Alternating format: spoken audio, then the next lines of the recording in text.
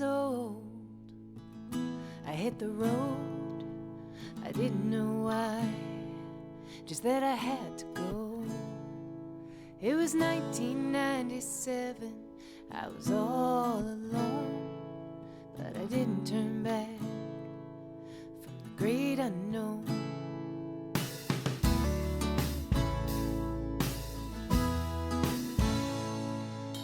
I had a little cash I'd saved working all summer long, so I bought a tent and bags and a bike to carry them on. And that fall Mom drove out of Boston to a quiet little town. Then she opened up her arms and let me out on my own. The mother I have keeps her eyes on me, a steady hand on my back. She says, no use waiting for the shoe to drop, waiting for the maker to call it off.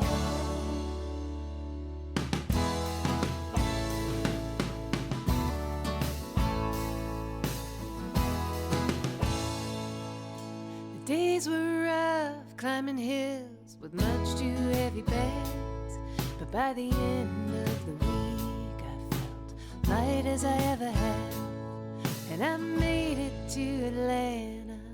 The rest picks up from there.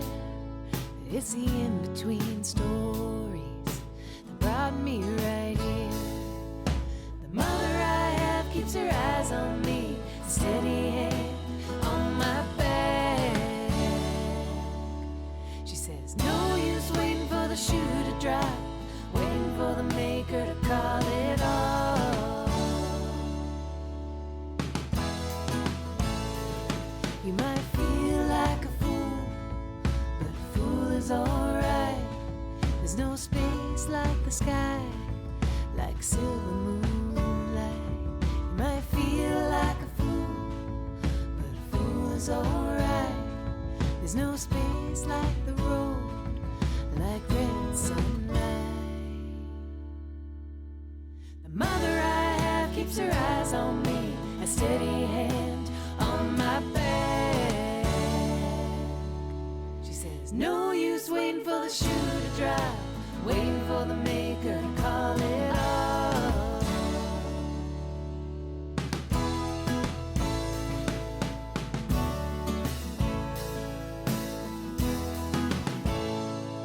When I was 18 years old, I hit the road and she let me go. I knew I'd never come home.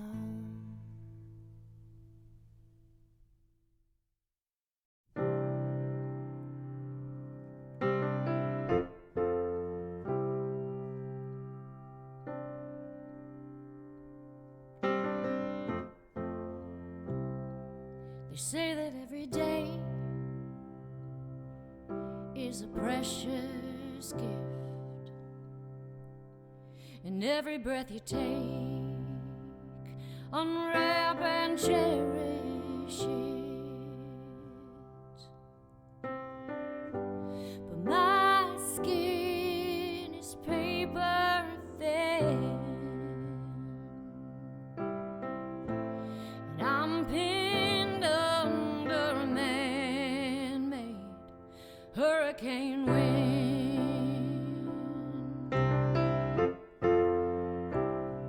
I'll watch until the rain cleans the stain of another man's sin. Like a statue I will wait till I see the sky again. Then I'll drift back inside my mind.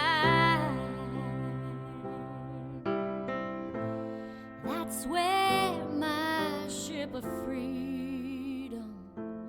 freedom lies.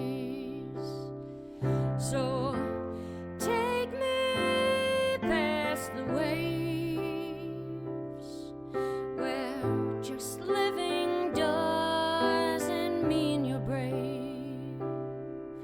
Out to the open wide, where the whole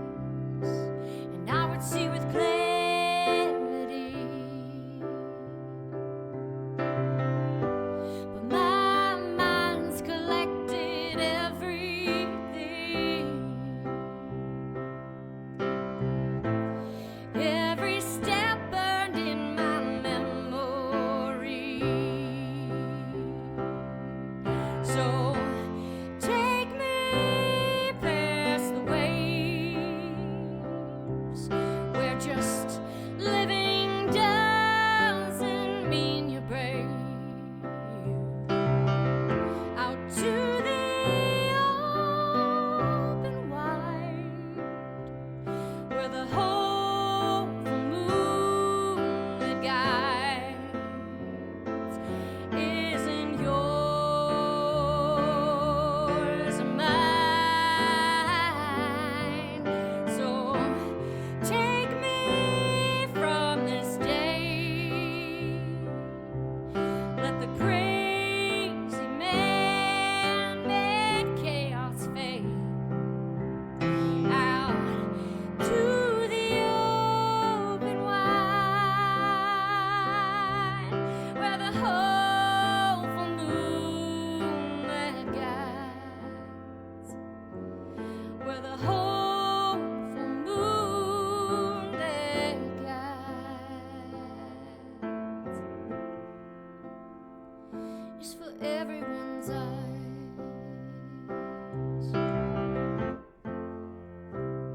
It's for everyone's eyes.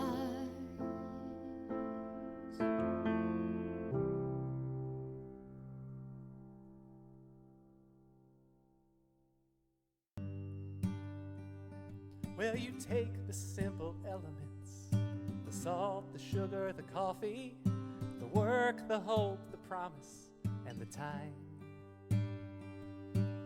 Pull them all together through the secrets and the seasons. You're not sure these will work, but why not try? 'Cause win or lose, still we move through the shadows, and they used to be over centuries and tomorrow.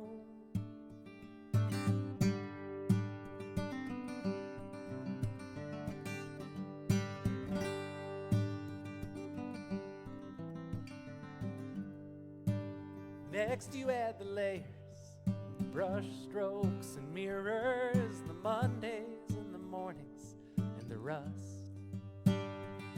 It's a family of footprints, growing and believing, teaching and believing in the dust. And win or lose, still we move through the shadows, and they used to be over centuries and tomorrow. Like a drought that holds the look of conversation, like a sago lily dancing on the side. Part confession, part fixation, punctuation, dreams of sky. Finally the icing, reinventing and branching, looking up and letting something go. It's the turning and the tossing, the setting and the crossing, recipes and stories for the road. Oh, win or lose, still we move through the shadows, and they used to be over centuries. Hey.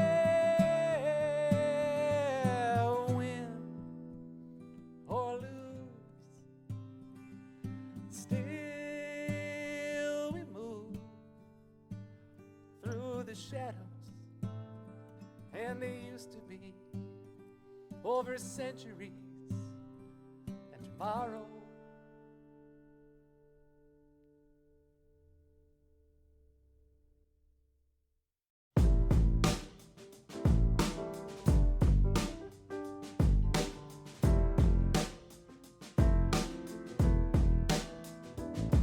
My hair is my movement, my instantaneous groove, and my self-realization and my mighty creation. It's my sight and my seeing, my walking, strutting, being is me stepping out magnifique. Short and sassy, shake and go, heat resistant, corn raw, micro kink, alarm, Brazilian blend, extra long, Swiss lace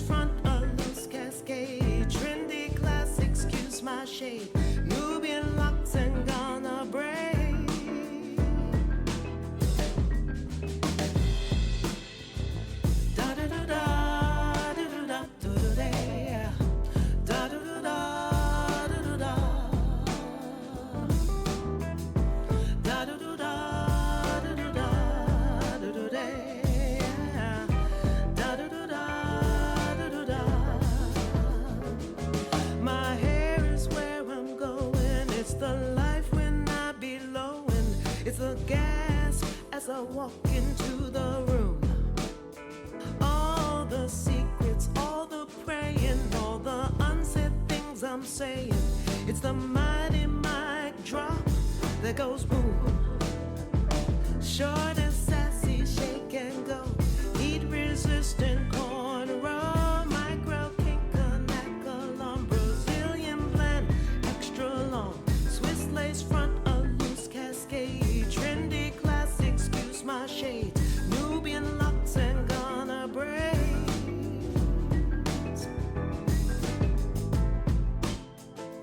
Da da da da da da da da da, yeah.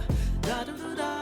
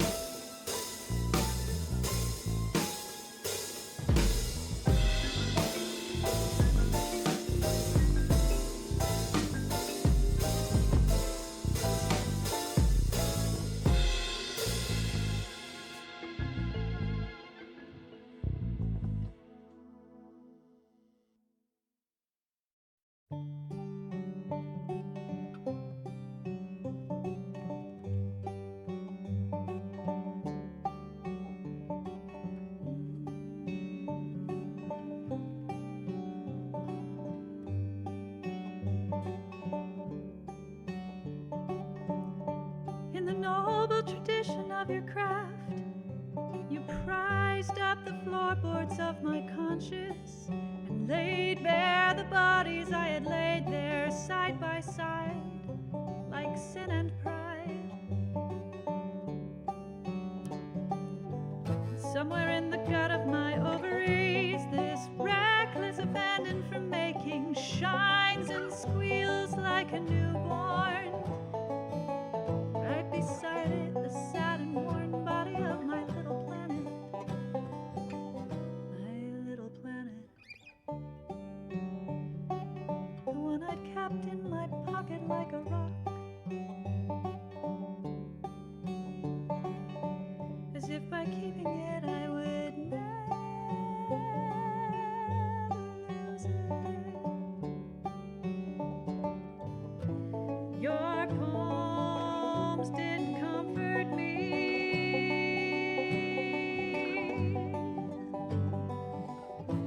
They showed me camaraderie.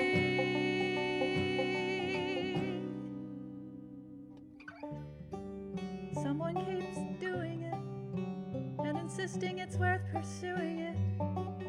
This squealing, shining, reckless observatory. Someone keeps furthering the story.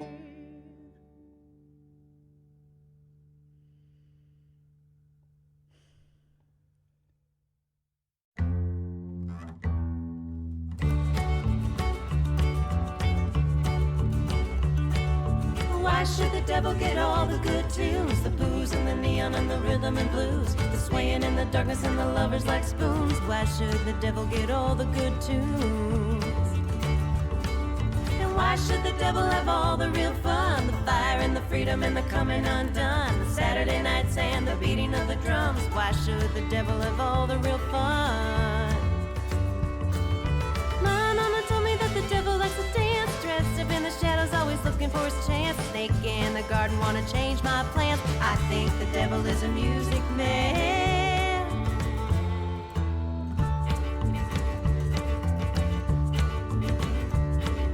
Why should the devil get all the good tunes? Does he sing them on Sunday in those dim lit rooms, rocking out the jukebox, making bad men swoon? Why should the devil get all the good tunes?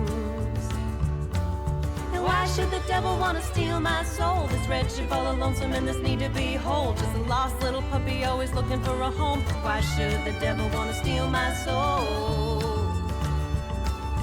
My mama told me that the devil likes to dance, dressed up in the shadows, always looking for his chance. Snake in the garden, want to change my plans. I think the devil is a music man. If God's so good, why don't he have soul? Don't he hear the music, wanna lose control? Feel the heavy rhythm, wanna rock and roll. If God's so good, why don't he have soul?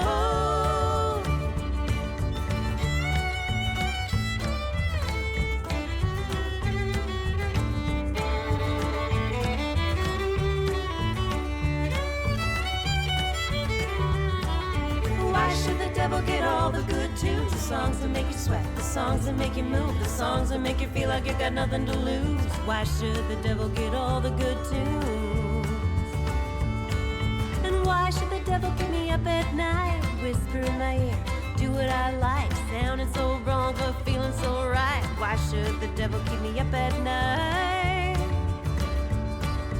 My mama told me that the devil likes to dance, dressed up in the shadows, always looking for his chance. Snake in the garden, wanna change my plans. I think the devil is a music man. I think the devil is a music man.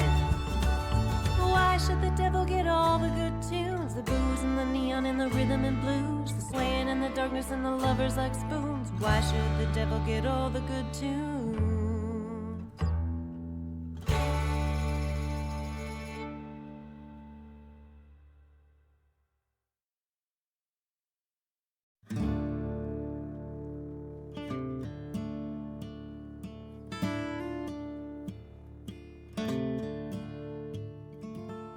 I'm the need you did not pack.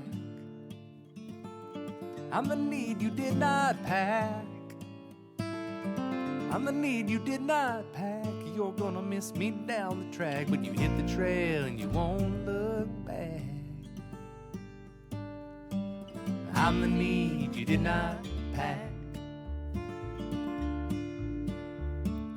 I'm the path you did not take. I'm the path you did not take.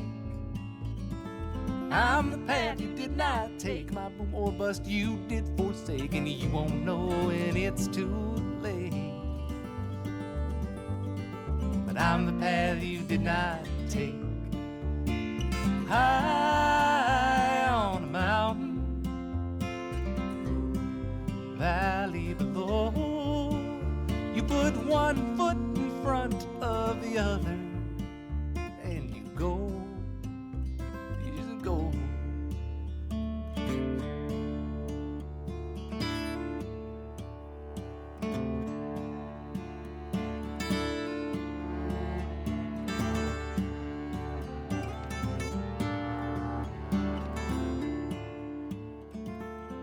I'm the beast you did not meet. I'm the beast you did not meet. I'm the beast you did not meet. Feel my eyes and fear my teeth. Who can say just what I've seen? I'm the beast you did not meet. I'm the dad you never had. I'm the dad you never had. Oh, I'm the dad you never had. Open arms, your biggest fan. I can't say what's good or bad. I'm the dad you never had. High on a mountain, valley below, you put one foot in front of the other, and you go, you just go. High on a mountain, valley below, you put one foot in front of the other, and you go, you just go. Yeah, you go, you just go. Yeah, you go, you just go.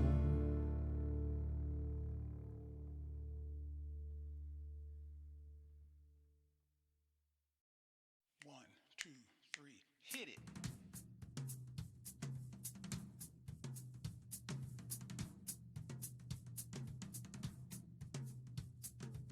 This is a story about a young woman lived down south.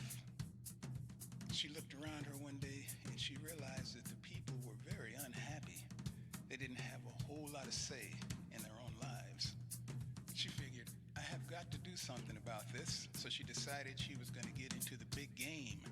She was going to win that hand, and then she was going to spread the wealth around so that everybody would have a stake.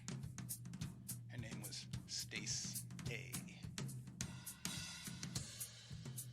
Well, she went on down to the big game, said, I'm here to play my hand, so deal me in if you'd be so kind. And I know it's strange, but please don't mind my skin.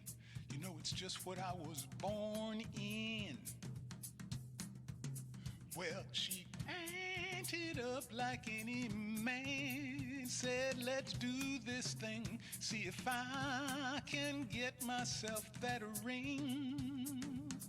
Now, wouldn't that be something? Well, you know, those BK boys ran that crooked game owned by Heavy D. Yeah, the big man said, we can't let this woman win. Let's do everything we can to do her in. Yeah, let's make her a has-been. So let's make sure we use that special deck so there won't be any need to talk about any ropes and anybody's necks. At least not yet.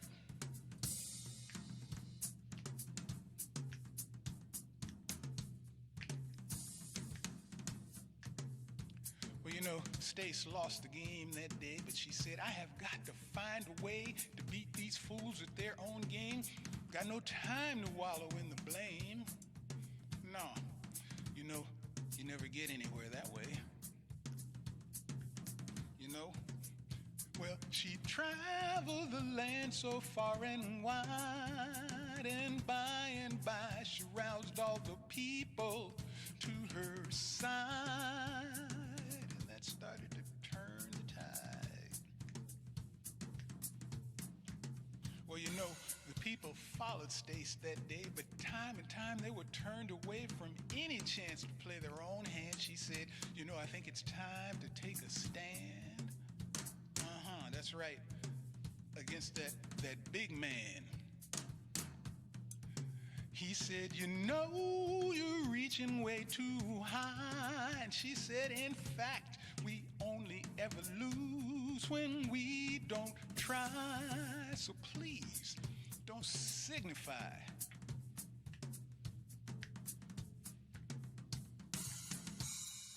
Well, you know what he did? When that big man, he jumped into the fray and he dealt himself a hand that day. He bet the house that he would win. Said, little girl, I think you're going to take it on the chin. And I just might have to notify your next of kin. He said, you know, it's always been this way. And I don't think that anyone who looks anything like you is going to win any hands anywhere around here today. So please, just go away. Go away. I think I want to give the drummer just a little bit right here. Go on, William.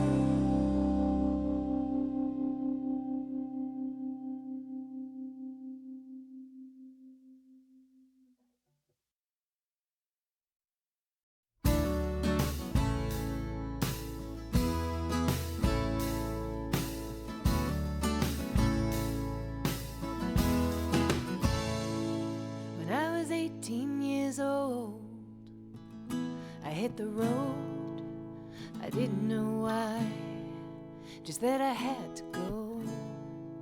It was 1997, I was all alone, but I didn't turn back from the great unknown.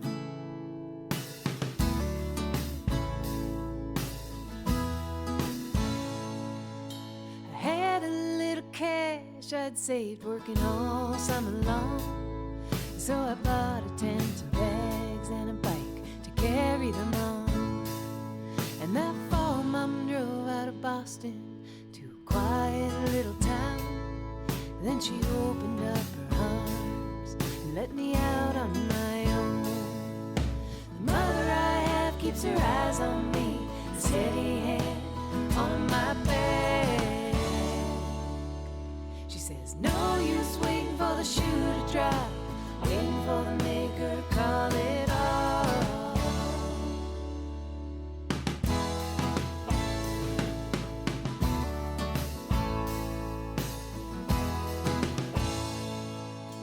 The days were rough, climbing hills with much too heavy bags, but by the end of the week I felt light as I ever have, and I made it to Atlanta. The rest picks up.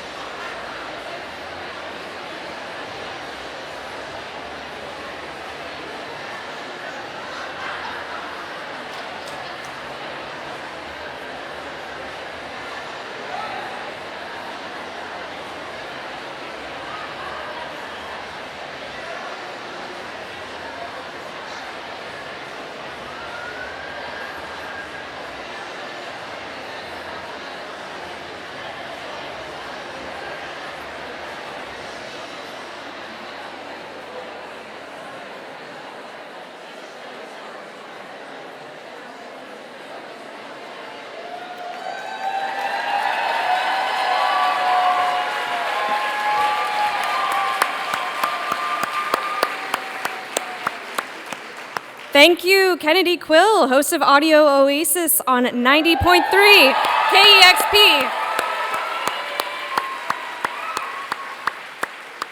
That was a phenomenal set, and hello to you all. I am Allison Stagner, and I have the pleasure of being the Director of Events and Outreach at Seattle Arts and Lectures. Welcome to an evening with Kathleen, Hanna, and Lindy West.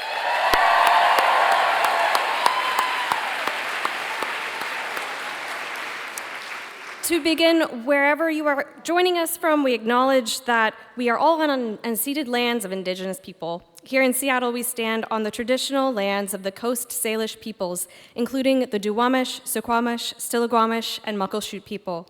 We recognize the stewardship of this land where we now live and work, and the disruption of their care by colonization.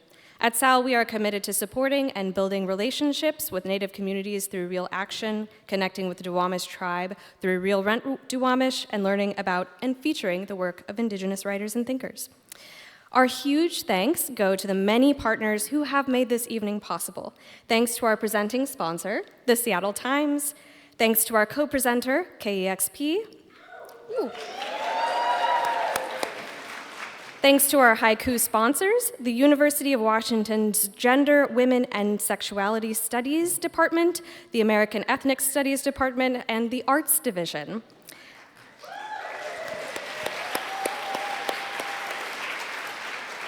Thank you to our bookstore partner, Paper Boat Booksellers. Yes.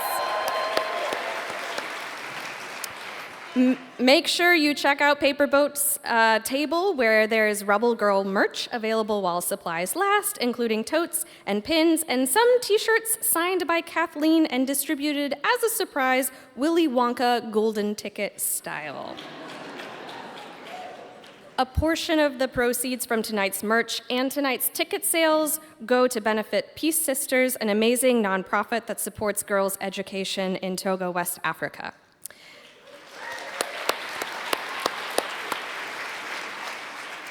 Special thanks for major support of our public programs goes to Amazon, the Amazon Literary Partnership, Arts Fund, the City of Seattle Office of Arts and Culture, the Echo Fund, the Edgewater Hotel, the Four Seasons Seattle, the Margaret Casey Foundation, the National Endowment for the Arts, the Neshome Family Foundation, the Thompson Hotel, the Washington State Arts Commission, and the Washington State Department of Commerce.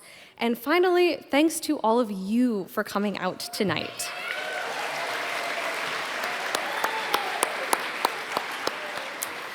Very quickly, today, besides being Day for Music in Seattle, it is also the launch of our 10th year of Summer Reading Fun with our Summer Book Bingo program, which is, yes, Bingo Love.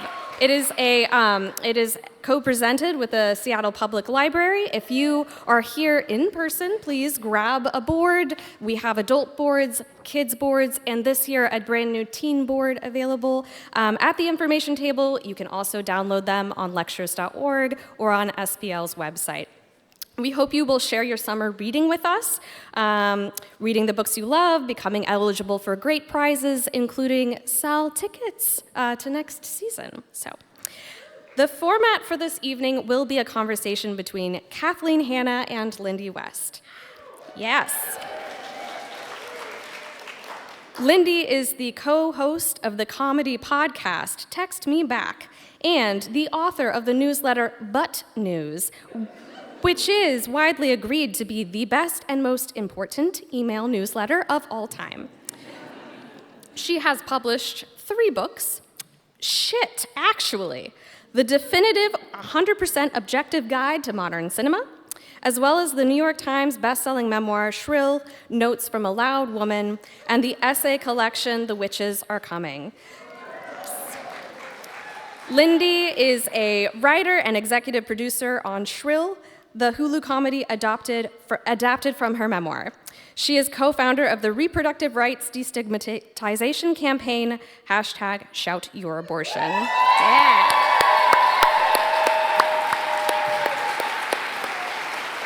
And her next book, which I cannot wait to read, is called Adult Braces, and it will be available for pre-order soon.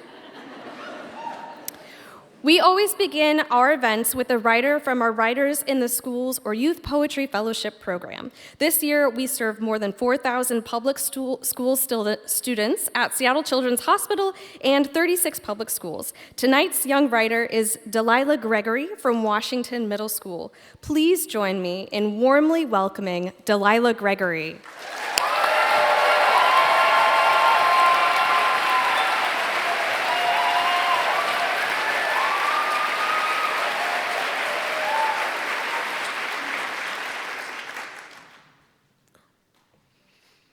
Hello, I'm Delilah Gregory, and this is my poem. It's called Here's To. Here's to the best things, to the lemon high chews, to the yellows and blues, to the spring day, to the weather today, to Tootsie Pops, to tiny little shops, to Ratatouille, to Toy Story 3, to weird-looking bugs, to colorful mugs, to cookies and cream, to pints of ice cream, to the lights in the sky, to a single French fry, to the motion of the ocean, to the sand of the land, to blinking and breathing, to writing and reading, to the end.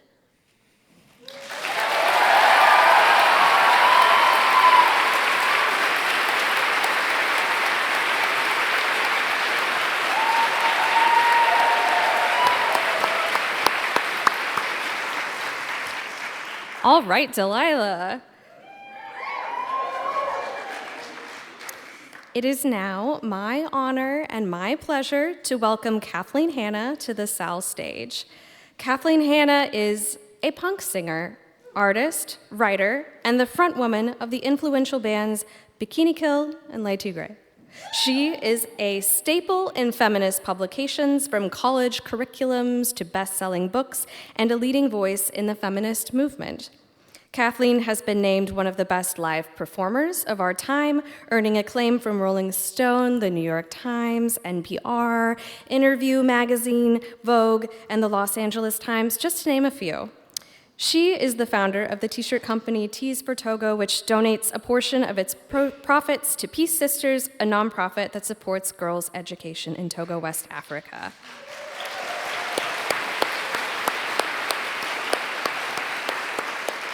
You can buy t-shirts and Rebel Girl merch on teesfortogo.com or make a direct donation at peacesisters.com.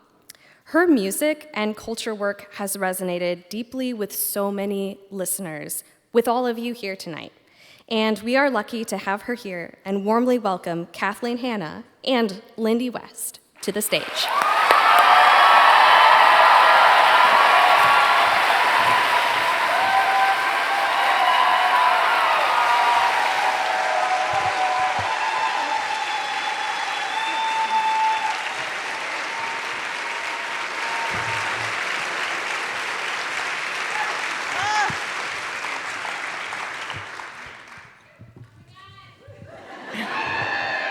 Hi. Oh my God. Hi, everybody. Thank you so much for coming out.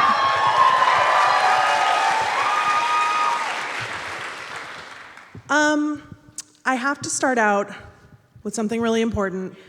It's a really big day because I heard that you made the New York Times bestseller list today.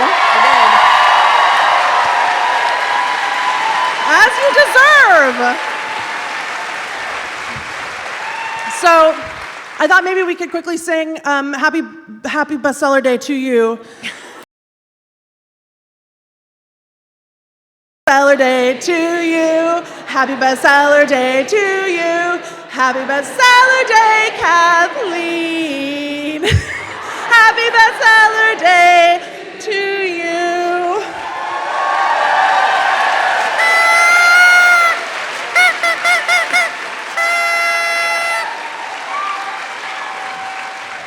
Sorry. That was really sweet. Did you hate that?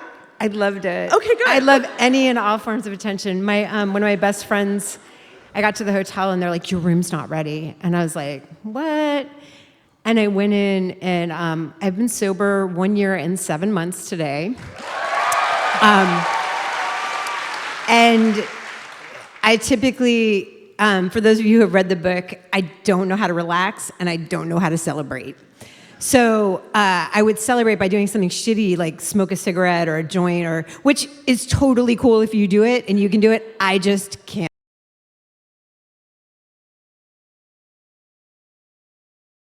Like a Dr. Pepper, that became my vice. So when something great happens, I just have it sounds like an ad, but you guys, it's a sexy drink.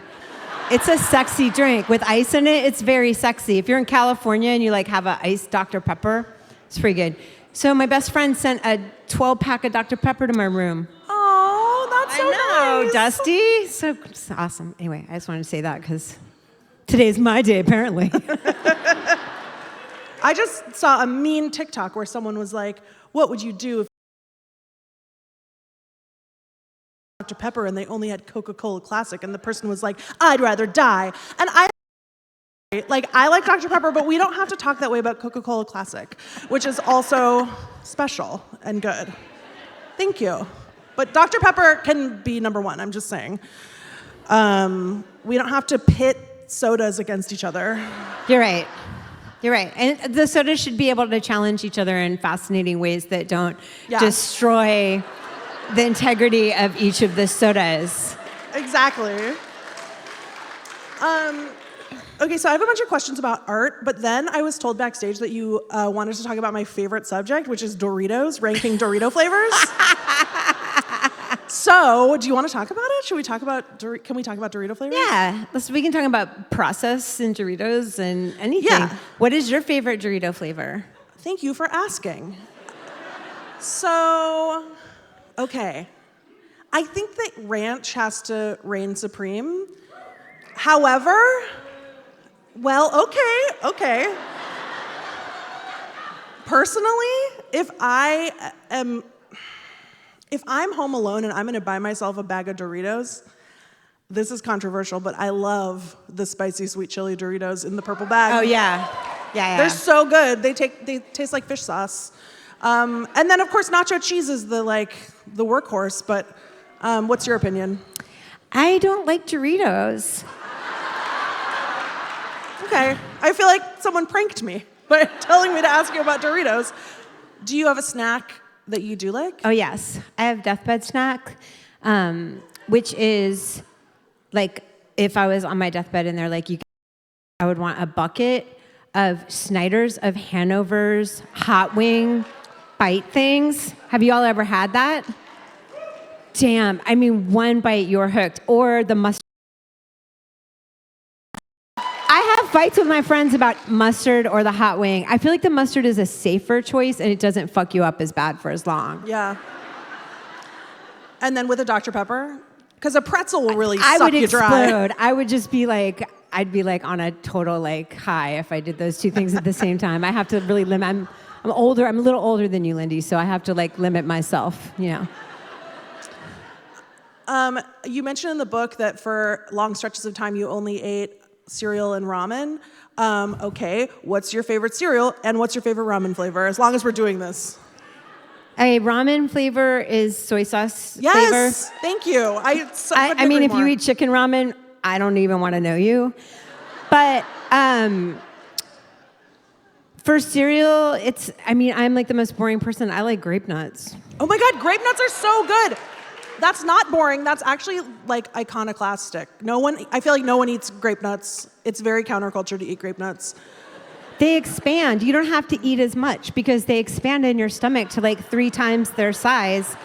So it's like a really quick meal that can last you till 3 o'clock. Yep. And they don't go stale because they come pre-staled. Stale, yeah. They're so good. I had a friend who worked on a farm and their job was to make them stale. I actually did have a friend who worked at these two kind of stoner punk guys who I knew who worked at the Ben & Jerry's factory in Maine, and their job was to take out when there was too many big pieces of cookie dough in the thing, and I was like, how do I get that job? What do they do with the extra pieces of cookie dough? They would eat them. And I was just like, so you just get stoned and go to work, and then if there's too big of a glomp in one of the things, you just take it out and set it aside? And they're like, yeah, and then we eat it. And I was like, That's your life. Like that could actually be my life. That's praxis also on the part of the managers to not make them redistribute the cookie dough back into the ice cream, but to let the workers have the cookie dough that their labor produced, mined from the pints. I respect that. Okay, I'm gonna ask a book question of you because. Oh, sure. So I wrote Lindy a fan letter a long time ago, and she totally forgot. I said that I guarantee you I read it and I was like, this can't be real. This is like, I feel like, I always think that, I'm very paranoid and I always think like someone like, okay, sorry, I interrupted your question. What did you think, I was pranking you? I always think like, well, they have to say that because... But why? Why would I reach out to you from Nowheresville and be like, hey, I just want to tell you I love your book. It's like totally getting me through a hard time. Thank you. Like, I don't know. Why would someone, like, that's someone's prank? Like, isn't the prank like putting sugar in a gas tank or like Gorilla Glue on your door handle? Look, I'm telling you, it's not right in here. I don't know. I mean, I'm sure I was very moved because you said that I wrote you back. So, like, it's not like I didn't think it. I just don't know why. I'm trying to find a reason why I didn't remember. I think I just have bad brain. Maybe you were busy. You were busy. You were really busy. I think that I want to call it Fuck Actually. It's not called Fuck Actually. No, that's the new name. It's called It Sucks Actually. It's called Shit Actually. Shit Actually. I feel like yours. Shit Actually just came out and you were probably on the road with it, and that's probably what happened. But I was really inspired. I was actually working on my book when I read both of your books. It took me like 5 years to write my book. And I was really inspired. And I just feel like a lot of times when we see people who inspire us, or I don't take the time to reach out and be like, hey, I fucking love what you do, because I feel like an idiot. And now I have just told everybody I kind of am an idiot writing fan letters to people. But I wrote a fan letter, and it was, helpful for me because I was like, maybe someday I'll finish this book because Lindy finished her book, 2 books, 3 books now. But I had a question about writing, since you're kind of a real writer and I'm a first-time novice style writer. Is it the worst thing in the whole world for everyone who writes, or just for people who just started? No, it's never fun or good. It's always very bad. Why is it so awful, and then why do we continue to do it if it's so awful? I continue to do it because I don't have any other jobs and I don't know how to do other stuff. You know how to do a bunch of stuff. That's why I'm in a band. Right, exactly. I don't know how to do other stuff. And then I wrote a book, and now I'm like, oh, God. I mean, a real answer is that it's, especially in a nonfiction memoir, you get to construct the narrative of your life in the way that you see it, and it's a way to make people know you the way that you want to be known. And that's very therapeutic and healing. And I think I'm doing that more on this current book that I'm working on than I ever have. Like, I think Shrill, I was very much constructing, at least partially, something that I thought I needed people to think about. I was very conscious of my audience. And now that I'm a little bit older, I'm really writing for myself. And what was your experience like? Did you feel like you were playing to the crowd at all, or were you really just like in yourself writing the book that you needed to write? That I was really just writing what I needed to write so that I didn't lose my mind. And like, I really want to move on with my life. I don't know into what my career is going to be, maybe working at the Ben & Jerry's factory, but but yeah, I just felt like I had something, my first time when I wrote the introduction, which was like 10 years, like 15 years ago or something, like I started an introduction, like I was like, I'm going to write a memoir. And then of course I never finished it. And when I came back and I was like, oh, I should find that weird introduction. And I wrote, I feel like a tick that's full of blood that's going to like splatter if I don't tell this story. And then I got Lyme disease. And I was like, wait, did I? But I actually already had it when I wrote that, so I think there's some sort of weird thing in myself so I didn't use that. I used a Rapunzel analogy instead, because I did not want to talk about ticks anymore after having Lyme disease. But I guess another question that I had for you that I've been asking a lot of people is, I realized when I was writing that. Oh, well, did I answer the question? So I didn't really have an audience in mind for a lot of my songs of the music that I've written, like especially in Bikini Kill, which was my first kind of touring punk band. Before that, I was in kind of a weird heavy metal band. But anyways, I was always writing to myself when I was 15. Like, I wanted to be the person who I wish was there for me. So a lot of those songs were written in that way. So it was an audience, but it was still selfish because I was writing to myself. And if it resonated with other people, I was very happy with that. And then in Lake Tigre, it was sort of like writing for the people who come to see the band after the protest. Like, that was sort of the overarching idea. And then for this one, it was just like, I just have to write this. And I wasn't thinking about anybody or anything. I was just writing and writing. And then I have no boundaries. And then it showed up in my house, and I was like, oh, fuck, what did I do? I totally TMI'd so bad with everybody, and then I just had to be like, oh well, Yeah. I don't care. But I'm getting to my question. Oh, yeah. I had a question. Well, you go first. I'm gonna get to mine later. No, you. Well, all I was going to say was I wrote down in my notes as I was reading, I wrote down, Eric was a fuckhead, and then I was wondering if any of the fuckheads have responded. Because you are very candid in a way that I think that I admire, because I am a coward. And That's not what I got from your books at all. Well, I dole it out.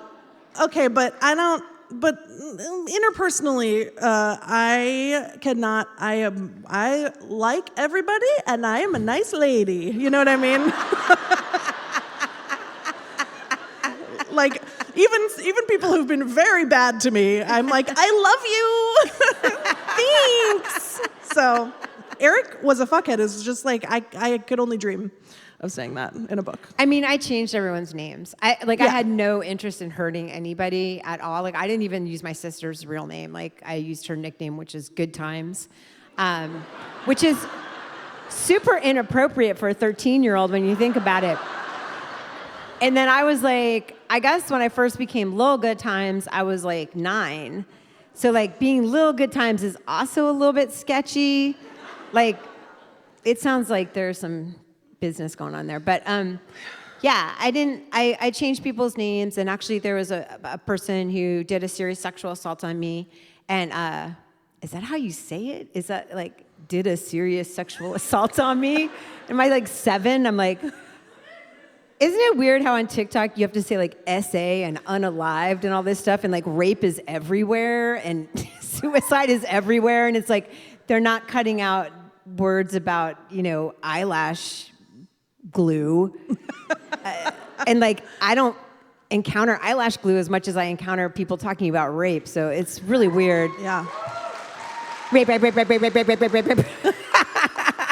Anyways, so this guy raped me, and I gave him a fake name, but I called him from the same office that I wrote you the fan letter. It was my second office, windowless. It was so tiny. It was like one of those WeWork situations after WeWork crashed. So it was like me lurk, like you know what I mean? Like it's like. Me lurk is good. I don't know. And that pretty much was what happened. And then during COVID, everybody started bringing their children in. And so then I ended up just babysitting and not writing. But when I was in there, I called Darren, who's the person from the book, and I was like, I'm going to tell everyone you raped me, and I just want you to get therapy in advance and get support because I don't want this to destroy your life. And if it's going to destroy your life, you should tell me now because I won't write about it if you're going to like jump off a bridge. And I mean, I think that makes me a softie in a little way. But it's also like, it's really weird. When you go through a fucked up crime with somebody, you are with that person for the rest of your life in this really weird way. And it's like, I don't know. One of the things people ask me, like, oh, how do you get by? Because, like, it's such a harrowing story and you're so fucking brave. But I didn't, like, run into an orphanage and save a bunch of people from a fire. You know, I was just born a woman, and that just happened. But what was I going to say about fucking Darren? You emailed him, and then... I don't know. I just went on an Uncle Wild Toad's ride in my head. Yeah, that's good. It was like Candyland in there. I was like, woo. But no, I told him what was going to happen because I don't want anybody to get hurt or, you know, like he did the most horrible thing. I will never forgive him. I can't work through it with him. But I also don't want him to fucking die. I want him to become a better person. And I believe people can become better people. That's really nice of you to believe. Yeah, but still also fuck him. He fucked up my life. It's like, you know, what if I just gave him a tracheotomy and he didn't want it, you know? And then he had to live like that, like with this unwanted tracheotomy. No, seriously, think about it. If women went around just giving men tracheotomies all the time. Yeah. And then TikTok was like, you have to call it a twakey. Twakey-obaby. Wait, what's your big question that I cut you off from? It's not really a big question. It's just like, so I want to know if there's like a fairy tale, a folk tale, a childhood nursery rhyme, a mythological story, something like that has kind of stuck with you throughout your life that you go back to a lot. Like, it could be like, I really like that one about the squirrel that saves up the nuts, because I'm one of those people.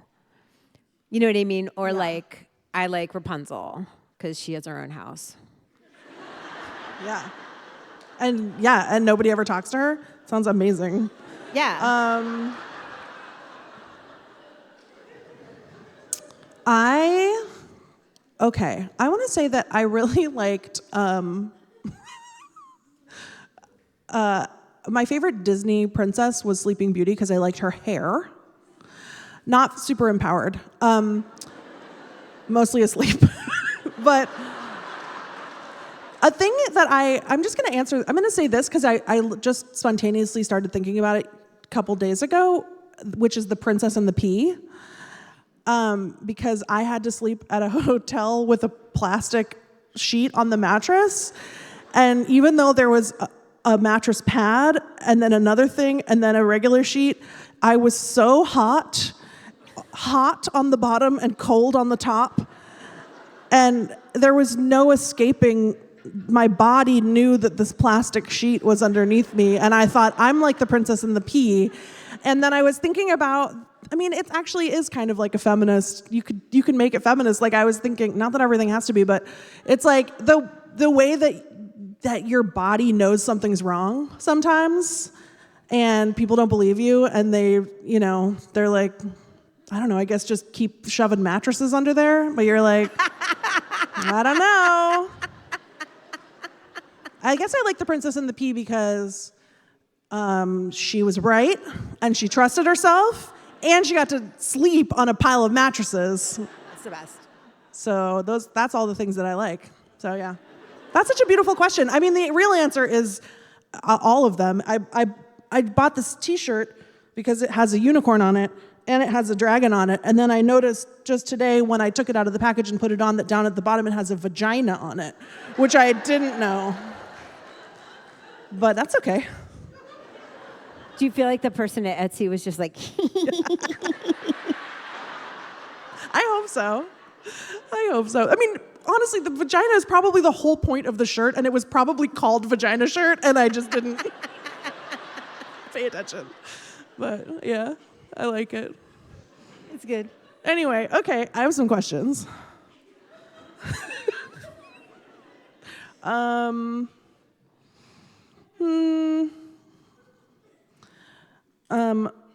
of my favorite lines in your book was that you said, that you had this moment where you were like, maybe me and my friends could be the central characters in our town. And it like almost made me cry. Because I feel like there's kind of trendy discourse right now on social media where people talk about main character syndrome, and it's usually about girls who demand too much attention or are too annoying. And I think that actually maybe it's good for girls to get to be the main character of their town, or to want to be the main character, or the central characters of their town. I don't know. I was just wondering, have you come across this main character syndrome discourse? Yeah, I mean, I try to stay off of TikTok, but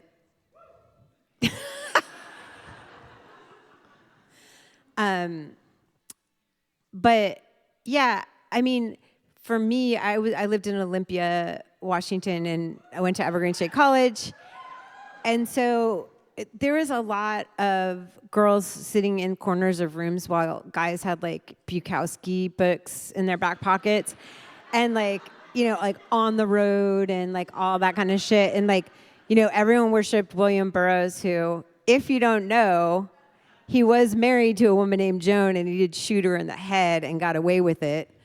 And there's actually a fanzine by G.B. Jones called Double Bill that's about William Burroughs and Bill Cannon, who the actor from the TV show Cannon.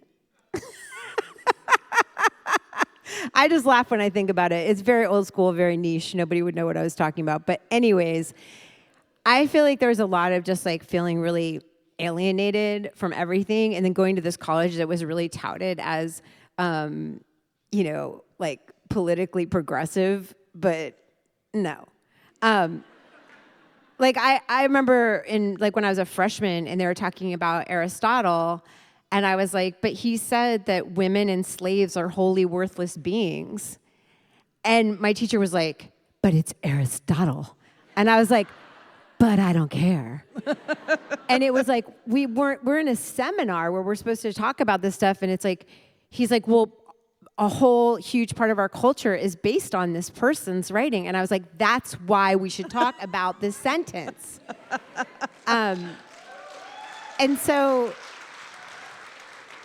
the idea that at the time in the late 80s, like the idea that like me and my friends could actually be in a band and be on stage instead of standing in the back of the room or making stickers for guys, or like I took pictures, and part of the reason why I started doing photography was because I liked going to see bands, but there were like barely any girls there, and I felt like the camera protected me.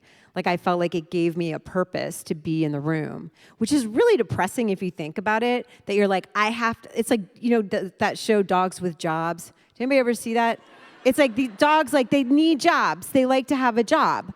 And I was like a dog with a job. Like I was always like starting some kind of club or some kind of thing because I didn't feel good enough just like going and having fun or like relaxing. Like I had to be like, I'll take pictures of your band. Yeah. Well, and to this day, there's no finish line where people are like, oh, you are real. You're never real. I mean, no offense. Like, I don't feel like people take me seriously in a non-gendered way, you know? There's no point where I become like a guy, like a literary guy that people give awards to or something, you know?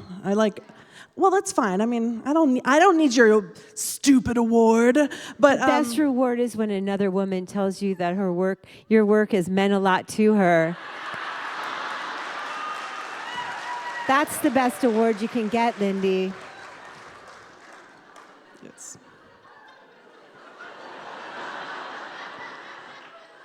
Oh, wait a minute. I gave you that award.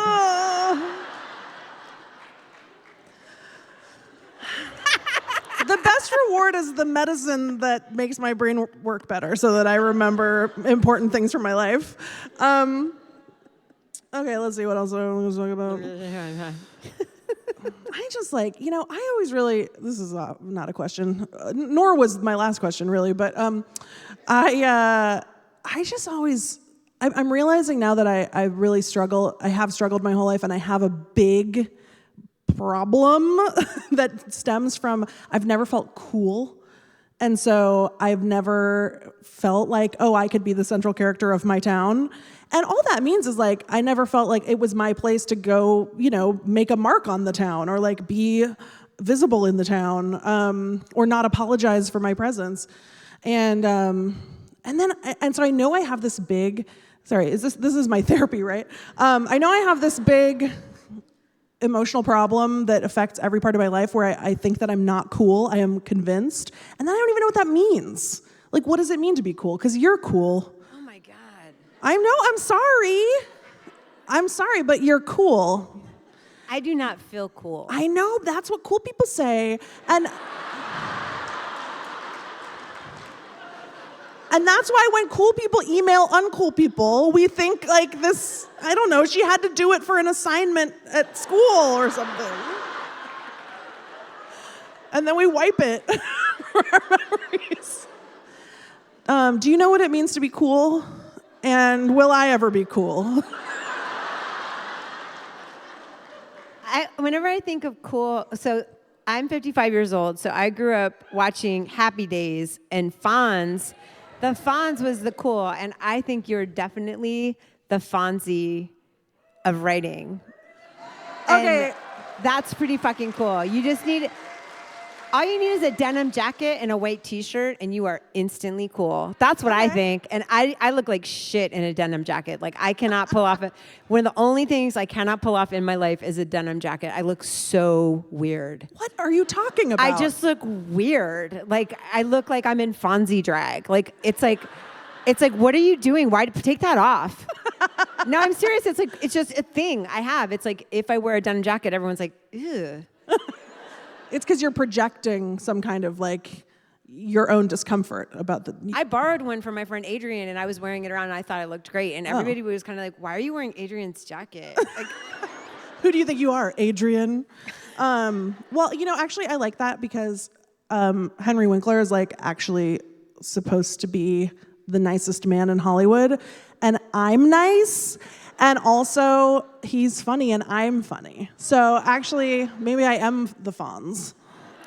He blocked me on Insta. What? Never mind that. I don't want to. Well, then why do I have to be the Fonz? Wait, hold on. Yeah, but cool people block people. Why did he block you? I don't even remember. I said something stupid to him. I don't know what I did. I was just like, sometimes I get in some random mood and I'll just go, I don't usually go on social media, and I'll just go on social media and I'll be like, I'm going to go on Pampers. I'm going to make comments on Pampers. And then I'll just be like, hey, I love your diapers, Pampers. They're really comfortable. Thanks, Pampers. And see if somebody from Pampers writes me back, And it's but sometimes I got into trouble because I started Facebooking. I went on Facebook one time and I started Facebooking with this girl. I hope she's here. I really hope she's here. I have no idea who she is. This weird ass thing. Why am I talking about this? I don't know.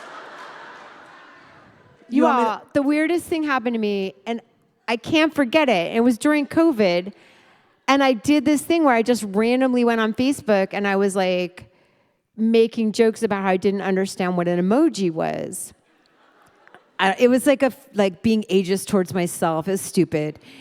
And then I got in this conversation with this woman, and then she was like, I don't believe you're really Kathleen Hanna. This might have been you. No, she was like, might have been me. I'm just joking with you, Lindy. Was she really pretty? Is that... She was wearing a jean jacket. She had her hair slicked back, and her name was Henry Winkler. And she's like, I don't believe it's you. Because my name was Kathleen Hanna. And I'm so cool. Everybody knows who I am. I didn't even know she knew who I was. And then she's like, I don't believe it's you. And so I sent her a picture of myself with a family size. This is my second favorite snack. We're getting back to snacks. Great. My second favorite snack, which is Cheddar Max Goldfish. Yes. And it was a family size from Costco. So it was like a friend. And so I posed next to it and I wrote, this is me with my best friend. And it was COVID. And then If anybody can figure this out, DM me on Instagram, because the next thing that she wrote back to me was, I can't believe you just did that. That was so messed up. And I was like, and I wrote back, I'm really sorry. I don't understand why the picture of me with the cheddar max goldfish was bad. And she's like, you know why it was. And I was like, I don't know. And so like, Was her name Becky Cheez-It? And she was the the heir to the Cheez-It fortune? her name was Becky Hot and Spicy Cheez-It. Yeah. But I like went on her thing to like, I was like, did she lose someone in a Cheddar Max fire? Like, what could have possibly happened that I still don't know. And I don't know why it just came up, because I forgot about it for like 2 years and now it's like back. But it was like the whole week I was like, no, but seriously, what was it? And I kept going back and checking her profile to figure out like if something had happened, and I never figured it out. Well, she's definitely not here since you did that. She's like, I love you, Kathleen. Now I want to know so bad. I want to know so bad. I have a podcast, and sometimes we solve mysteries on the podcast. Can I try and solve this mystery? Yes. Okay, great. I'm glad we're getting so deep into process and craft. Yeah. And I can't believe you don't know why TV's Henry Winkler blocked you on Instagram. I can't remember. Just like you can't. I guess sometimes even the best, prettiest people can't remember. Okay. Sorry. No, it's fine. I deserve it so hard. I really just I genuinely don't. Things come in and then they flow right out. They dribble right out the ear. It's just all Alfredo sauce in here. I don't know. It's just all ice cream, no cookie dough, just the milk. Okay, here's something that I felt reading your book, and actually every time that I engage with your existence. First of all, I always have this feeling, and this is true, this is not just me buttering you up. I always have this feeling that's like, is this the most important person who's ever lived? There's something about you. I know, you hate this. I'm so sorry. I already said you were cool.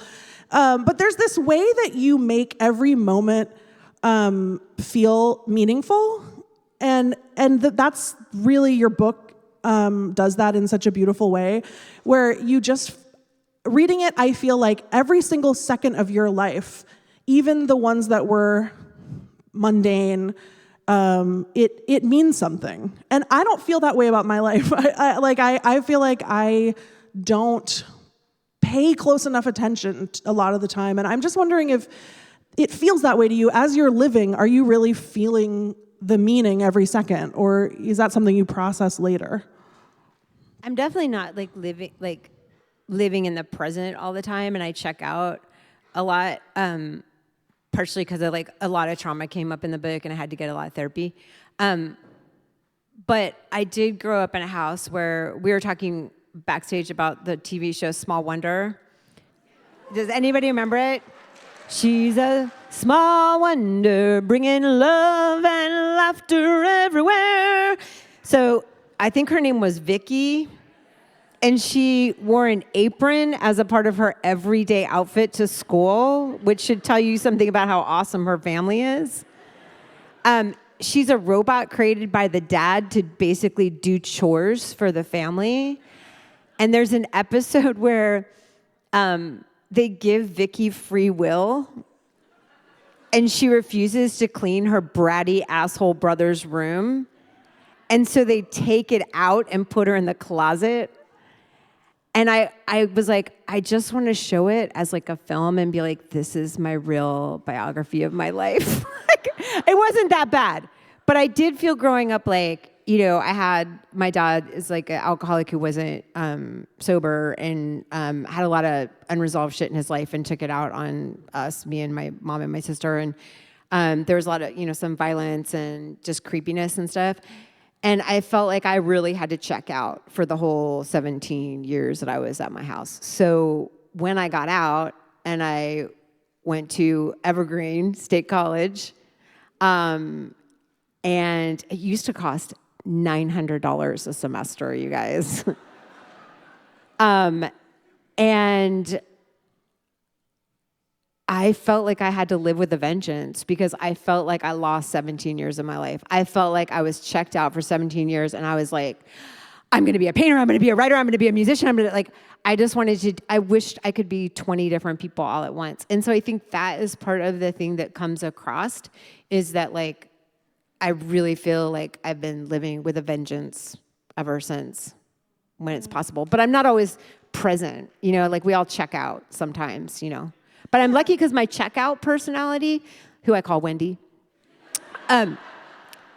Wendy, it used to be for me, I was either totally on autopilot and I was just doing tons of stuff and workaholic and drinking and then, vacuuming to make myself feel like the drinking was even. It's like when you drink a green juice and then you eat a bunch of Doritos and you're like, it's even. But so I had this whole checkout thing that was really black and white, duality, whatever, where it was I was completely checked out or I was completely crying at everything I ate. It was so beautiful. And now it started to get closer together where my checkout personality, Wendy, she does shit for me. She bought me these really nice pillows. And I didn't even know where they came from. And all of a sudden I was like, oh my God, I was using my grandma's pillows. I will not buy new stuff. I'm so cheap. And I was like, these are really nice. And then I was like, oh, I bought them when I was kind of just checked out. Wendy has been she got me a juicer. She's all about online shopping for health products. So Yeah. I'm starting to feel like me and Wendy are getting closer together. So we'll become Kathleen or... That's the dream. I got an honorary doctorate over the weekend from my alma mater. Yeah, not to brag. What? Yeah. Isn't that weird? So I just want to say, as a doctor, I think it's true that sometimes the best medicine is little items that you order from the internet to make yourself feel good. Thank you, Dr. West. You're welcome. Okay. Do you feel let's see, which one of these? I got to get to the audience questions soon, but, okay, this is a real question that I have. I feel trying to create social change, via culture or create culture change, you just you have to say the same thing over and over and over forever until you die. And I was wondering what you think about the way that the language that we find to talk about things gets taken away and weaponized and made into a joke. So, for example, the right has taken woke and made it ridiculous, or even feminist. People treat it like a joke if you say you're a feminist. How do you get around that? How do you continue to find new language that has impact, or do you not cave to that system and just keep using the words that are the words? I think we make up new words because seriously, one of my all-time favorite books was this book about was a book that I can't remember the name to. So I'll just start describing random things, like my mom trying to say Michael Douglas, and she's like, I think he's married to Catherine Jones, Sita, and he's in Benjamin Franklin movie. No, but. I read this book a long time ago, and it was because when I was coming up in the 90s, the big thing that the right actually had a think tank, and they came up with political correctness as an idea, as a concept. And then it was weaponized and used against people, but it was literally, do you all remember when the Trump people started trying to use nothing burger for 2 days? And I was like, good try. I'm gonna reclaim nothing burger. I know. I do too. Wendy's gonna make me one. I'm just gonna. but I feel like,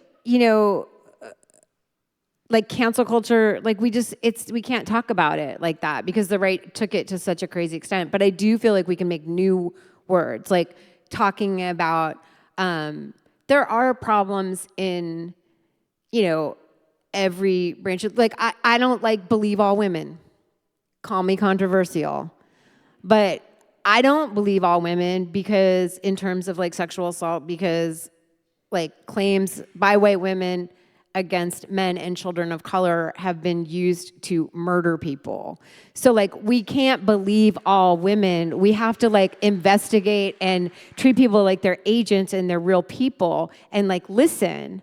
It's not just a blanket statement of yes, I do tend to believe when people tell me that they've been in pain, but I'm not immediately going to go start taking action on something without knowing what's going on. Because look at the right, the way that they all of a sudden, they're so concerned about rape at these various times. They're so I'm not going to get into it, but you know what I'm talking about. They're so concerned about rape all of a sudden after not because they're don't you care about, the rapes that happened in Israel? And it's yes, I do very much care, but I also want to cease fire in Palestine a long time ago. And it's absolutely appalling. And as somebody who has worked to talk about rape and sexual violence for 35, 37 years, I really am fucking pissed off when these assholes show up out of nowhere and start saying that they give a shit, and they never gave a shit before. Anyway, whatever. Yeah. That's just me being my soapboxy thing. But I think we make new words. Anybody younger here who had a part to do with mansplaining, gaslighting, thank you so much for those words. I use them all the time. And they did not exist in the 90s, and for me, at least. And my mom also says thanks. Do you still play basketball? No, but I did start a team because I don't know how to make friends. Can I be on your basketball team? I moved to New York when I was 30. Oh, you don't have it anymore? I have a softball team. Okay, I'm okay at softball. I'm better at basketball, but softball is less running, so actually maybe I'm better at softball now. Okay, tell me about your softball team. I'm sorry. Or no, tell me about your basketball team. My basketball team is just I moved to New York and I don't know how to meet people. See, you say I'm cool, but it's I seriously do not know how to hang out. I don't know how to talk to people. And except for if there's 1,000 people and I have a mic. And then I can just go off and tell you all kinds of crazy Cheddar Max Goldfish Facebook shit. And I'm going to be in the hotel room being oh my God, what the fuck did I do? See, Cheddar Max is better because it has the flavor powder. Yeah. It's flavor blasted. So in case you were wondering, the regular Goldfish you're right. has a little salt. Yeah. Right? But the Cheddar Max. Flavor blast Cheddar Max. Flavor blasted. So. I started a basketball team called the Varmints, with a bunch of women in their 30s who had never played basketball before. And we got my husband's best friend, Nadia Jajani, her brother, Gibi, which is the coolest New York name, Gibi Jajani. He taught high school basketball, and he said, I'll come to teach you. And so he would do drills with us and stuff. And none of us had ever played sports in our lives. And it was really cool because I learned how to get fouled and then have someone pick me up and off the ground. And then we were still friends afterwards. And I was wow, this is how come it's important that everybody has access to sports. Because, I didn't know how to do that. I didn't know how to get pissed off and really get into the anger of it all and then walk out the other side as friends. And that's such an important skill to have.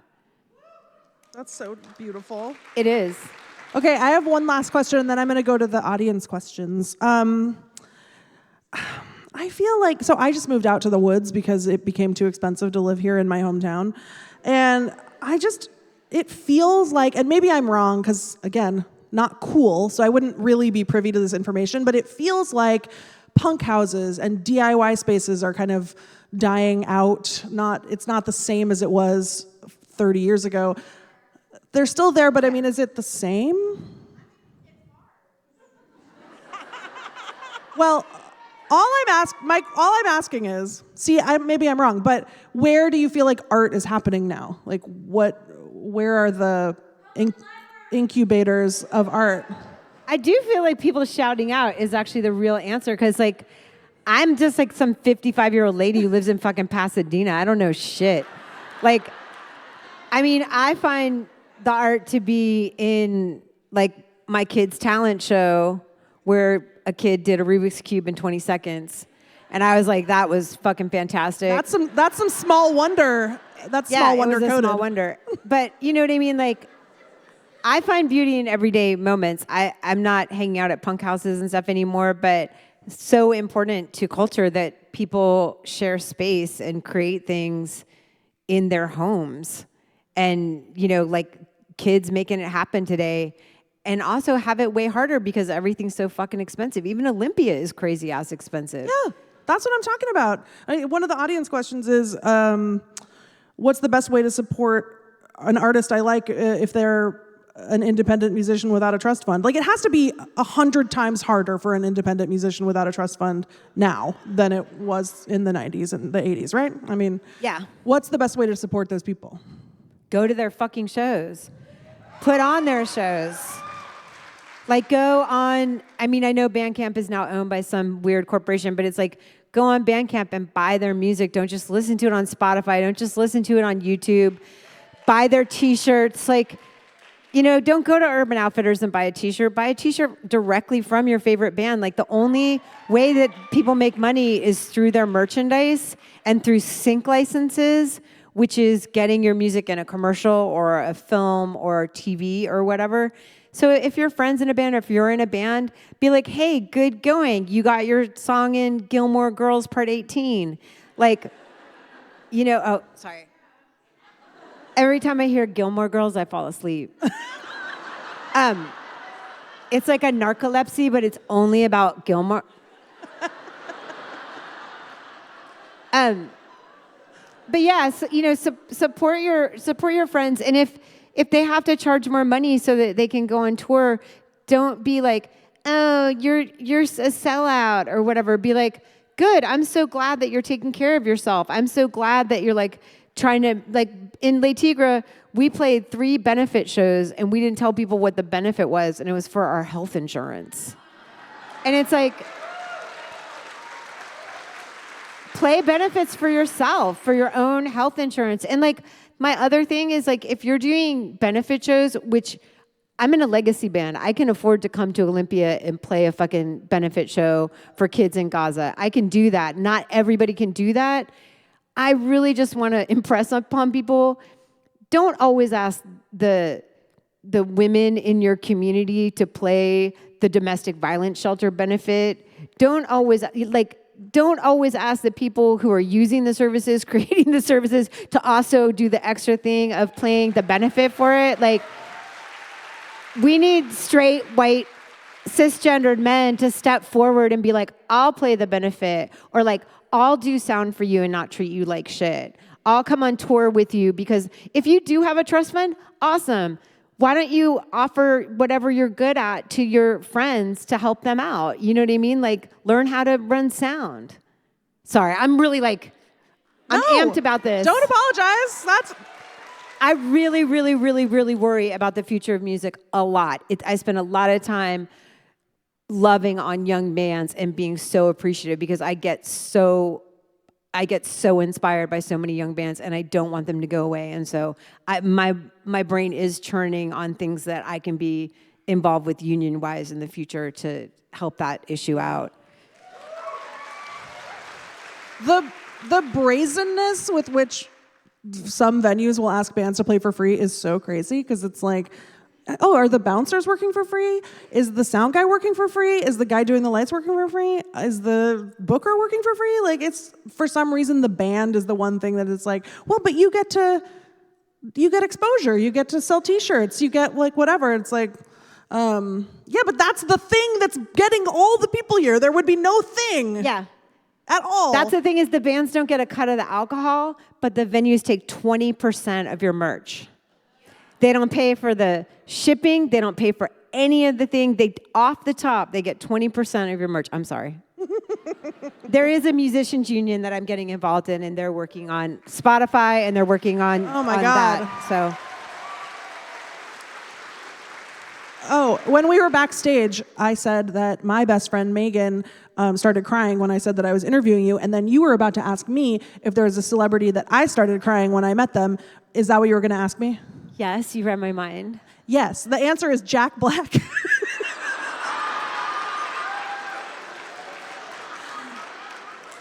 Because if there's one band that I've seen more than any other band, it's Tenacious D. And when I was in college, Jack Black was filming a little movie called Orange County come on. Don't act like you love the movie Orange County. And they shot it on my college campus, which recently gave me an honorary doctorate. And then I snuck onto the set, and then I bothered Jack Black. And I... So thanks for letting me tell that story. That's really cute. It was really cute. And he was like not even that famous. Like Colin Hanks was there. Also, he's also in the movie. That's Tom Hanks' son, one of his sons. And Colin Hanks saw me coming, and then he ran as fast as he could away. And like now that I've made a TV show and like worked on many sets, I'm like, oh yeah, yes. College students should not wander onto the set and talk to the actors. Like, of course, like. But Jack Black was so nice, and he was so excited to talk to me. So anyway, that's my answer to your question that I forced you to ask me. Okay, this is such a cute audience question.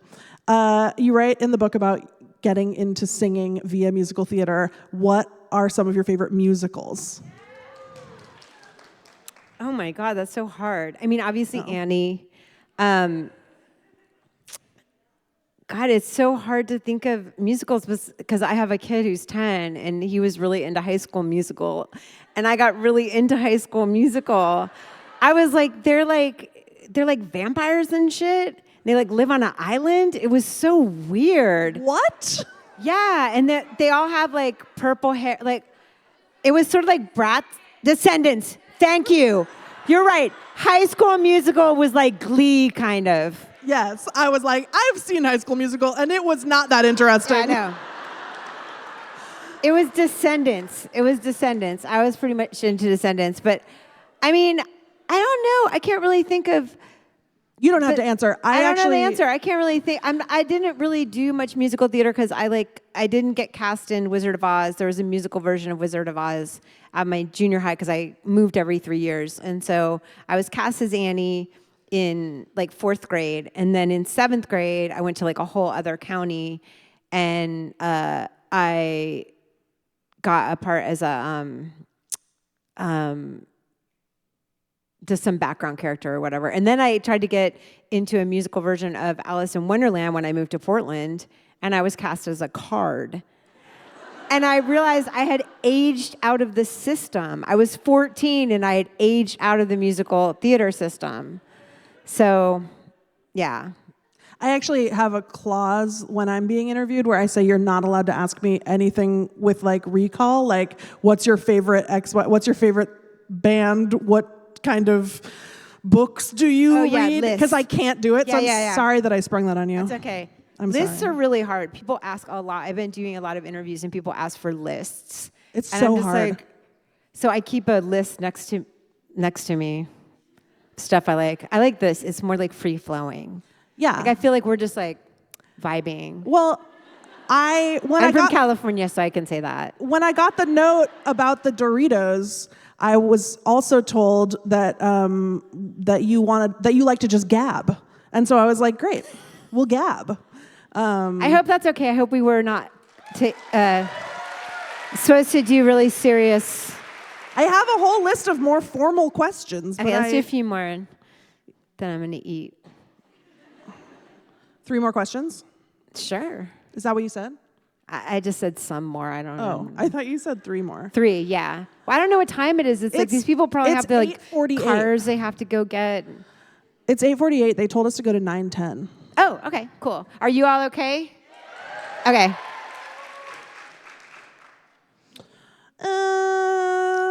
Okay, audience questions. How is your music writing process different or similar to your process for writing this book? Oh. It's totally different because it's like, you know, the difference between like a poem and an essay and lyrics and, you know, a full-length book. Like, to me, they don't... I guess the one thing that had a similarity to me was that I wrote really short chapters, and my husband said it felt like they were each songs with punchlines at the end. And I was like, oh, that's so nice, thanks. And then he was like, you're cool like the Fonz. And I was like, no, you're cool like the Fonz. And then he's like, just stay in school. No, that didn't happen. But it's totally different. And I think one of the great things about getting older is that I can tell the difference between like I wrote some songs in Bikini Kill that were essays that I was trying to squeeze into a song. And now when I try to sing those, there's like no breath room. And I'm like, and also, by the way, too, like, you know, we're not going to change anything if we don't do this. And blah, blah, blah. And it's like, I was like, that was an essay. And I didn't know it. I should have just put it in a fanzine and written a hooky song with like some kind of cool word like mansplaining that I could have made up, but somebody else did. And I didn't. Because I was writing this fucking essay and trying to shove it into a song. Was it liberating to have all the space in the book, even though writing a book's really hard? I mean, did you feel free to... Because that is what a book gives you, is you have all the space in the world to nail the idea in as nuanced a way as you want. I mean, of course, I wish I had 5 more years so that I could actually like hone every single sentence, but the book company would not let me do that. And... You know, like there's definitely things, I'm sure you feel this way when you know, whatever, that you're like, oh, fuck, why did I do that? I should have done this. But yeah, I feel totally free. I feel like I can just like walk away and like after this press situation, like I don't have to talk about Riot Girl for the rest of my fucking life. I can like talk about other things, you know. I don't have to even talk about my bands if I don't want to, because I talked about that. Like I talked about my childhood. I don't have to talk about that ever again. I can just change my name to like Mary McFadden and like start a fucking plaid suitcase line. I mean, I don't know what the fuck I'm gonna do. You can change your name to Wendy. Wendy. Okay, so you know, I went to modeling school. Did you? And clown school? No, the clown school was a joke. I'm way too cool to have ever gone to clown school. Oh no! I'm not cool enough to get your joke. I just felt like at Evergreen, maybe it's like a requirement everyone has to do. Okay, that was fun. That was really good. That was really good. That kind of blew my mind. Okay. No, I keep thinking of this thing. So I went to modeling school in the back of a store called Montgomery Ward's. And the girl who was in the book, who you were supposed to learn how to be like her name was Twendy. With a T. Twendy Ward. What? And like, who puts a T before Wendy? Twendy. Twendy Ward. And I was still like, I'm like, did they make a mistake? And then they were just like, just keep it like that.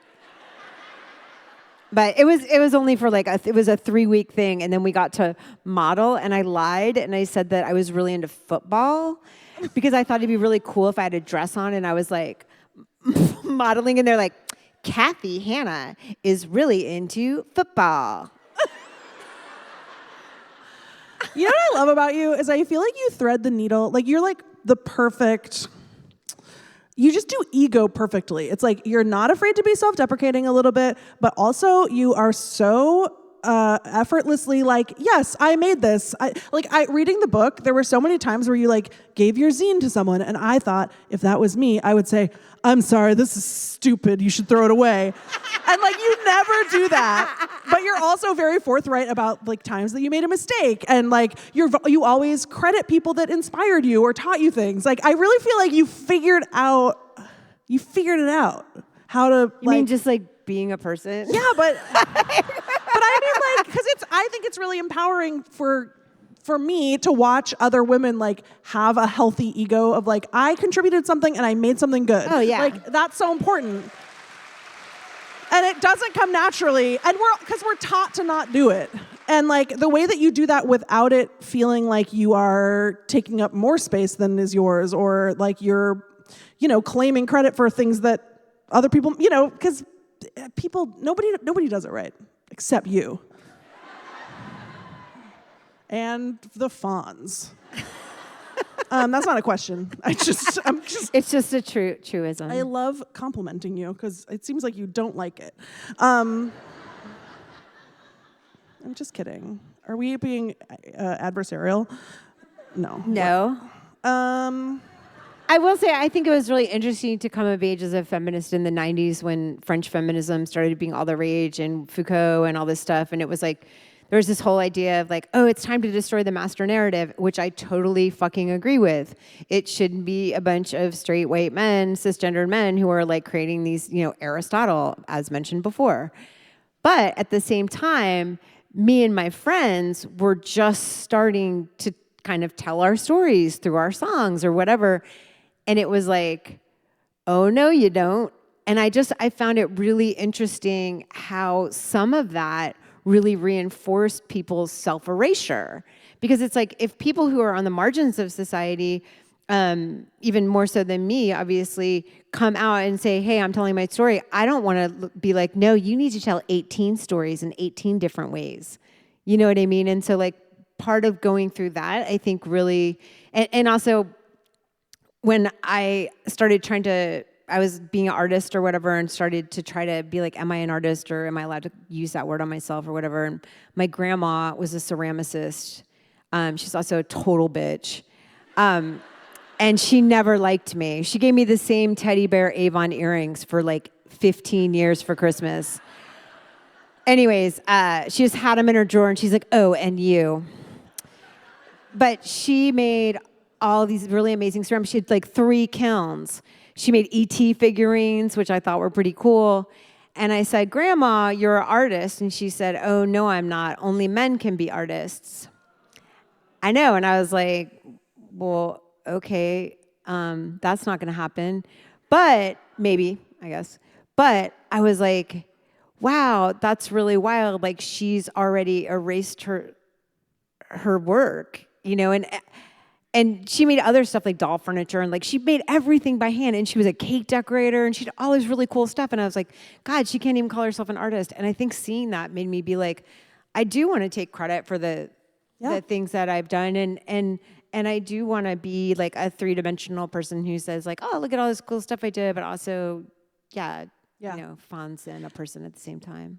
It's funny because it kind of ties into the thing I was going to ask next. Like, they get you no matter which direction you go, because I feel like if you push through that and you do become an artist, I don't want to say trapped, but you end up in this position where like you have to make art about your oppression, and then that becomes your life. And, like I have to constantly do interviews about being fat or whatever. And I'm like, good, can you just read the book? I don't have anything else to say. I said it. I don't know. Yeah. Well, not that I mind. I mean, obviously, like, for the people, like, I'm happy to talk about it. But it's this way that you get erased in this way, in a certain way, when your work for the purposes of survival and anger and catharsis and standing up for yourself and fighting for the people around you, that's what your art ends up being about. And so what I was going to ask was, if you were in a vacuum, what are the things that you love? Like, what would you love to make art about if you didn't? Not that it's bad that you had to make the beautiful work that you made, but sometimes I wonder, who would I have been without all of the things that have been dumped on me, Yeah. I I mean, I think you've done a pretty cool job of like having the funniest, comedy podcast in the world. And no, just that it's like, I feel like you're already really successful at that. Like you haven't let yourself be pigeonholed. And I think that, anytime that we let stereotypes define who we are, we're in trouble. You know what I mean? Like I try to not do either. It's sort of like I realized I was trying to be the opposite of my parents. And I was kind of like, I love my mom. She's awesome. But the parenting style that I grew up with was not the best. And so I was trying to be like the opposite of that parenting style. And then I went too far in the other direction. Then I was like, why am I basing myself on anything? You kind of need to create shit as you go along. And yeah, it's annoying. If I hear one more fucking male interviewer call me fucking brave just for being alive, like I'm not fucking brave. I'm an artist. I'm trying to make work out here. And like, I would like to not have the 5 extra jobs of peeling away the sexism in every fucking room and being treated like I don't belong there, or having people specifically throw obstacles in front of, me as a feminist frogger who's in this video game and is trapped in it. But I think that the work I would like to make at some point, I really would love to be a painter, and I'm a terrible painter. But I've always been like, oh, I'm going to be like Grandma Moses. Doesn't everybody think that? It's like everybody or like the moment where you're like, I'm going to be like Thoreau and go into the woods and write my novel, or like, get into nature, or I'm going to learn to paint when I'm 90 or whatever. But I would really love to paint pictures of all of the people I love as kids and teenagers, where we're all together, like the outsiders. Because like all the people that I love now who I've met as adults, like when I think about bad things happening to me, I bring them with me and I have them like kind of sit next to me. Yeah. And like I would love to make paintings that were like we're like the cool outsider kids, but we're all the same age and we all lived at the same place. I think that's what I would want to make. You have to do it.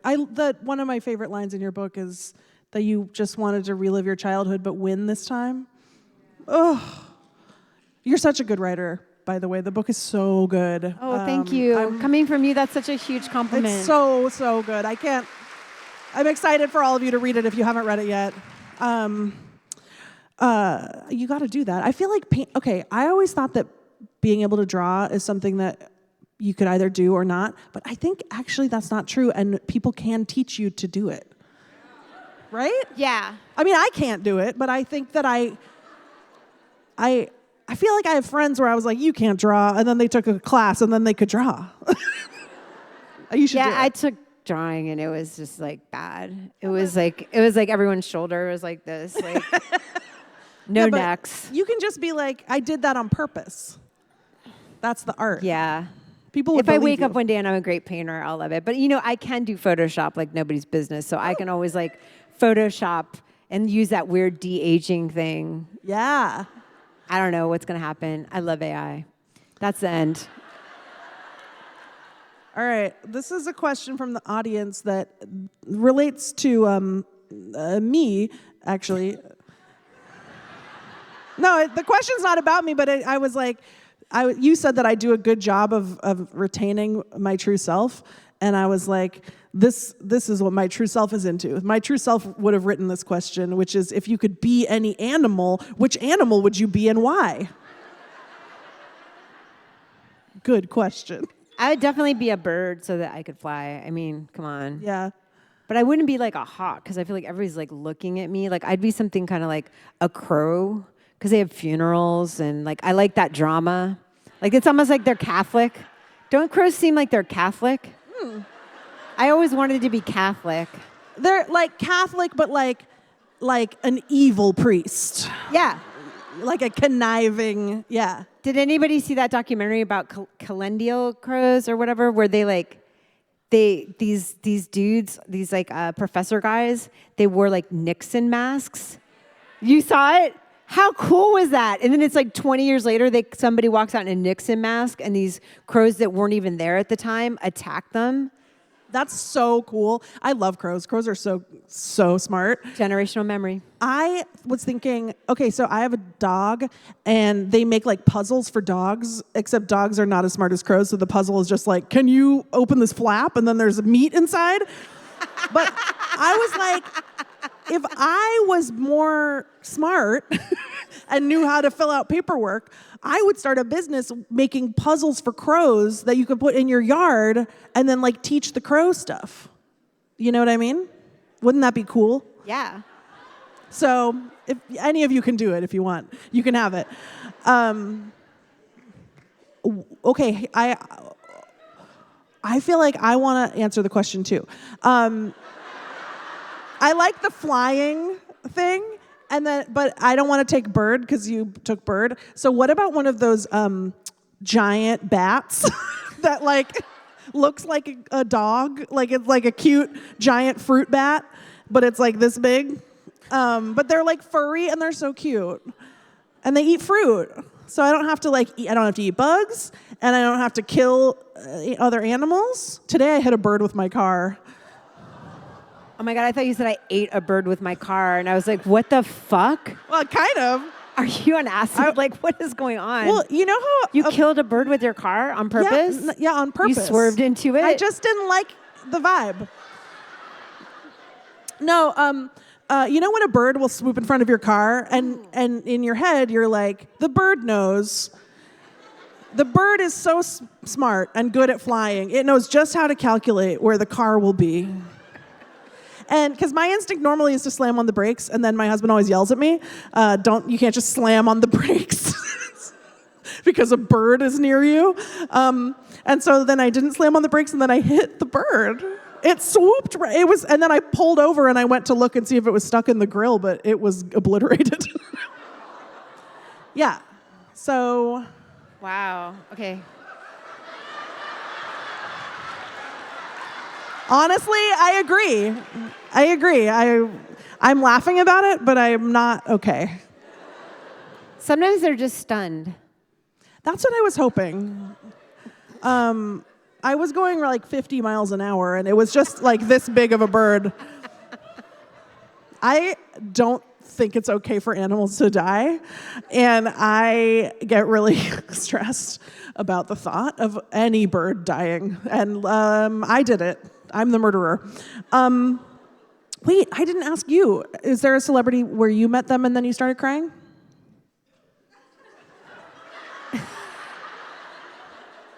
Well, almost you earlier, but you mean when I said I didn't? When you said you didn't fan remember my fan letter. I was at a party. This is so fucking name droppy, but it's so niche name drop that it's kind of ridiculous. Okay, you remember Vagina Monologues? Okay, I got invited to the weirdest ass party in New York at Eve Ensler's apartment. And the whole thing was red. The chairs were red, the tables were red, the whole apartment was red. And it was like every feminist I'd ever read anything about was at this fucking party. And I was like supposed to be freaking out, and I was like not freaking out.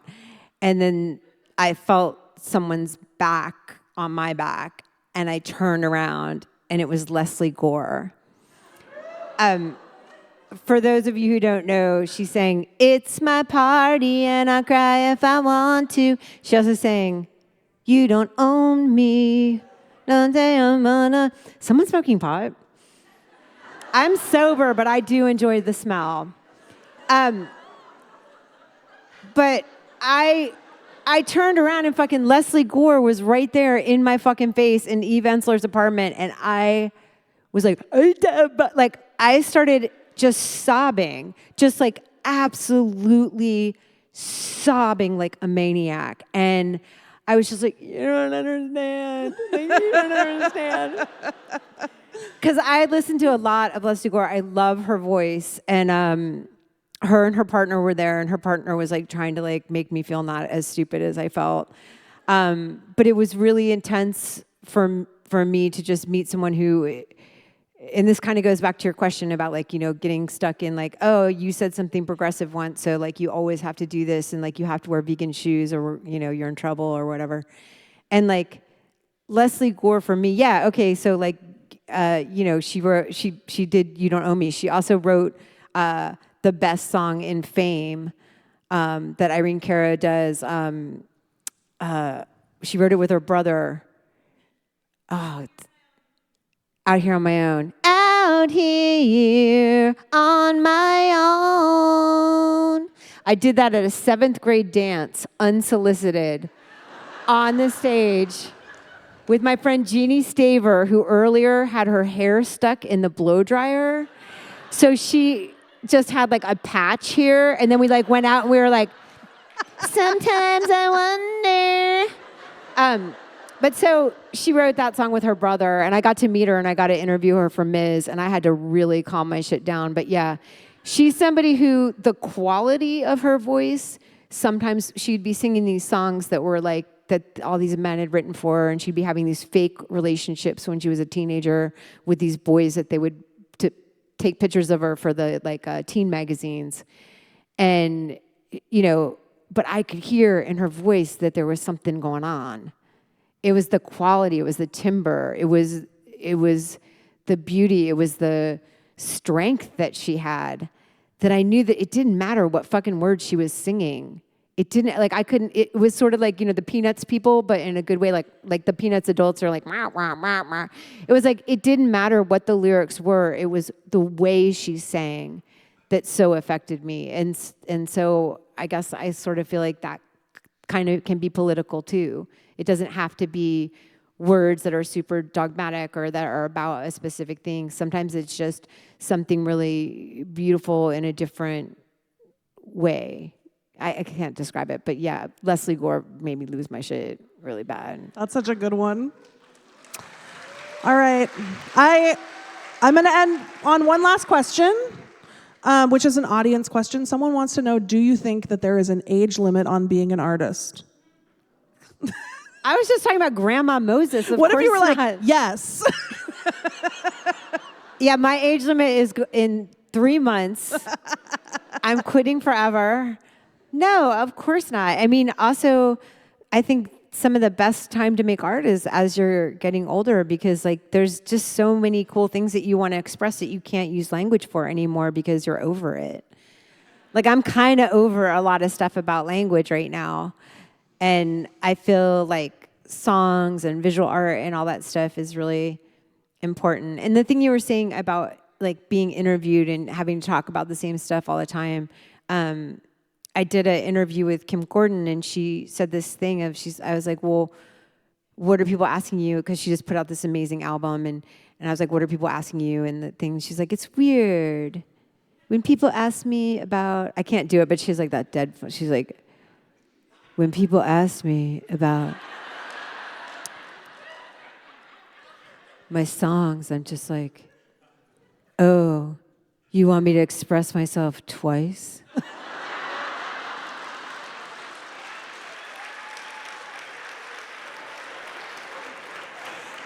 Kathleen, Hanna, Lindy,